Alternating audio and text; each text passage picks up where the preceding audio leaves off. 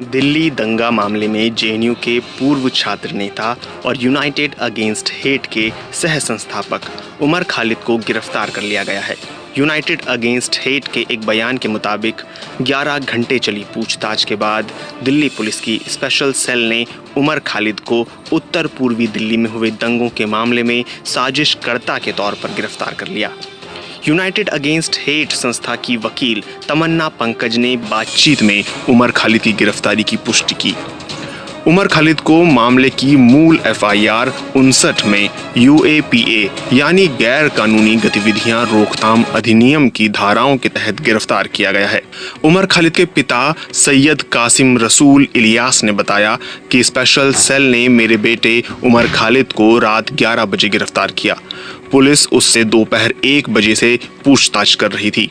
उसे दिल्ली दंगा मामले में फंसाया गया है।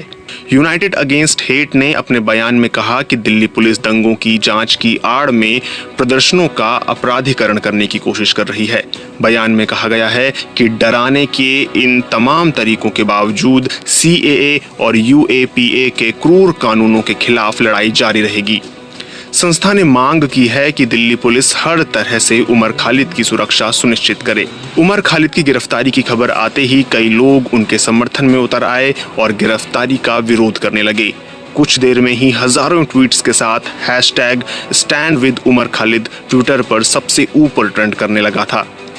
साथ ही अपूर्वानंद और हर्ष मंदर जैसी 12 हस्तियों ने एक साथ बयान जारी कर उमर खालिद की गिरफ्तारी की निंदा की और उमर को उन साहसी युवा आवाजों में से एक बताया जो देश के संवैधानिक मूल्यों के लिए बोलती हैं। इस साझा बयान में कहा गया, शांतिपूर्ण एंटी-सीएए प्रदर्शनों को निशाना बनाकर की गई दुर्भावनापूर्ण जांच के तहत उमर खालिद को गिरफ्तार किया गया है। उनके खिलाफ यूएपीए, राजद्रोह और षड्यंत्र सहित कई आरोपों के तहत मामला दर्ज किया गया है। गहरे दुख के साथ हमें ये कहने में कोई संदेह नहीं है कि ये जांच राष्ट्रीय राजधानी में फरवरी 2020 में हुई हिंसा के बारे में नहीं है, बल्कि असंवैधानिक सीएए के खिलाफ देश भर में पूरी तरह से शांतिपूर्ण और लोकतांत्रिक तरीके से हुए प्रदर्शनों को लेकर है। उमर खालिद उन हजारों आवाजों में से एक हैं जिन्होंने खास तौर पर शांतिपूर्ण, अहिंसक और लोकतांत्रिक तरीकों को ध्यान में रखते हुए देश भर में हुए सीएए विरोधी प्रदर्शनों में संविधान के पक्ष में बात की। इस बयान में ये भी कहा गया है, दिल्ली पुलिस की ओर से हिंसा की साजिश के कई संगीन मामलों में उमर खालिद को फंसाने की बार बार की गई कोशिशें उनकी असहमति की आवाज को दबाने का एक बड़ा प्रयास है। ये बहुत महत्वपूर्ण है कि गिरफ्तार किए गए 20 लोगों में से 19 की उम्र 31 साल से कम है, जिनमें से 17 पर कठोर यूएपीए कानून की धाराएं लगाई गई हैं और दिल्ली हिंसा की साजिश रचने के आरोप में कैद कर लिया गया है, जबकि जिन्होंने सच में हिंसा भड़काई और उसमें शामिल रहे उन्हें छुआ तक नहीं गया है। कैद किए गए लोगों में 5 महिलाएं और 1 को छोड़कर सभी छात्र हैं। हम उमर खालिद और अन्य युवा कार्यकर्ताओं की गिरफ्तारी की कड़ी निंदा करते हैं। दिल्ली के उत्तर पूर्वी इलाके में सीएए के खिलाफ शुरू हुए प्रदर्शनों का अंत दंगों की शक्ल में हुआ था। 23 फरवरी से 26 फरवरी 2020 के बीच हुए दंगों में 53 लोगों की मौत हो गई। 13 जुलाई को हाई कोर्ट में दायर दिल्ली पुलिस के हलफनामे के मुताबिक मारे गए लोगों में से 40 मुसलमान और 13 हिंदू थे। इस मामले में दिल्ली पुलिस की क्राइम ब्रांच का कहना है कि दंगों के पीछे एक गहरी साजिश थी। ये एफआईआर इसी कथित साजिश के बारे में है।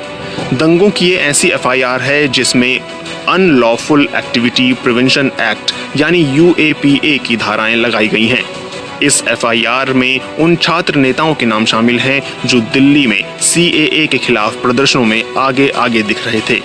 मूल एफआईआर 59 में सबसे पहला नाम जेएनयू के छात्र रहे यूनाइटेड अगेंस्ट हेट के सह संस्थापक उमर खालिद का ही है। 6 मार्च 2020 को दर्ज हुई इस मूल एफआईआर में सिर्फ 2 लोगों, जेएनयू के पूर्व छात्र नेता उमर खालिद और पॉपुलर फ्रंट ऑफ इंडिया यानी पीएफआई से जुड़े दानिश के नाम हैं। पीएफआई खुद को समाज सेवी संस्था बताती है, लेकिन उस पर केरल में जबरन धर्म परिवर्तन और मुसलमानों के बीच कट्टर पंथ को बढ़ावा देने के आरोप लगते रहे हैं। एफआईआर के मुताबिक उमर खालिद ने अमेरिकी राष्ट्रपति डोनाल्ड ट्रंप की भारत यात्रा के दौरान दंगों की साजिश रची और दानिश ने दंगों के लिए लोगों की भीड़ जुटाई। एफआईआर संख्या 59 में अब तक पिंजरा तोड़ की सदस्य देवांगना कलिता, नताशा नरवाल, कांग्रेस से पूर्व पार्षद रह चुकी इशरत जहां, यूनाइटेड अगेंस्ट हेट के सदस्य खालिद सैफी, शर्जील इमाम समेत कई लोग न्यायिक हिरासत में हैं। इस मामले में सफूरा जरगर, मोहम्मद दानिश, परवेज और इलियास इस समय जमानत पर रिहा हैं।